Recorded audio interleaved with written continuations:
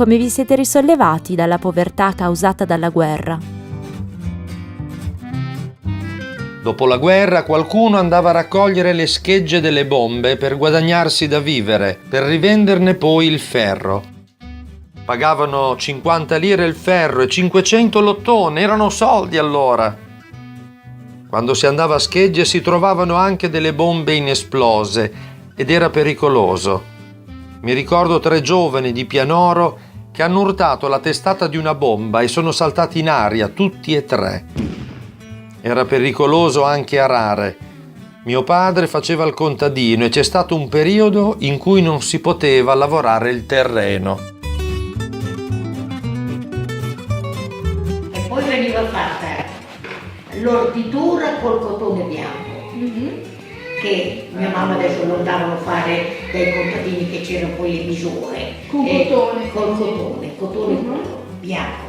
E poi andava messo su ai rotoli, c'erano dei tronchi così nel telaio, andava a rotoli. E poi loro la ordivano con la canapa che filavano. Ah, quindi era cotone e canapa? Cotone e canapa, che d'inverno la filavano. E poi lo facevano di imbiancare con la cenere, poi andava steso e poi dopo si lavava bene sto filo e poi dopo si faceva. E noi che eravamo bambini, quando la mamma andava con la spola a ordire la tela, noi eravamo là a fare le spole che mi tagliava tutto il dito qua, mi tagliava a giocare, noi a giocare sai mai andare perché ho la tela, ho una cosa, le mucche.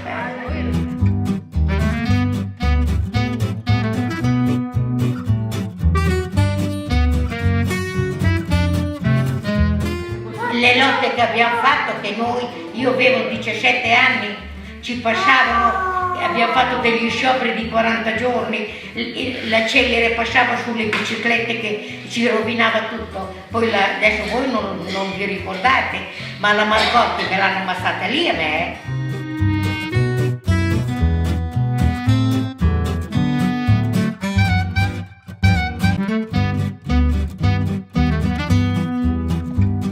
Nel 67 c'era ancora quello che noleggiava i muli.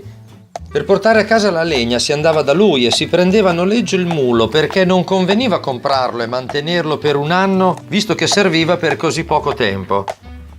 I muli vuotavano il bosco in fretta e con poca fatica. Molte volte poi non c'era bisogno che l'uomo facesse avanti e indietro perché il mulo conosceva la strada per tornare in paese. Ne sono morti parecchi dopo la guerra perché hanno calpestato delle mine. Ma lavoravo per Marzocco, è una casa editrice molto grande.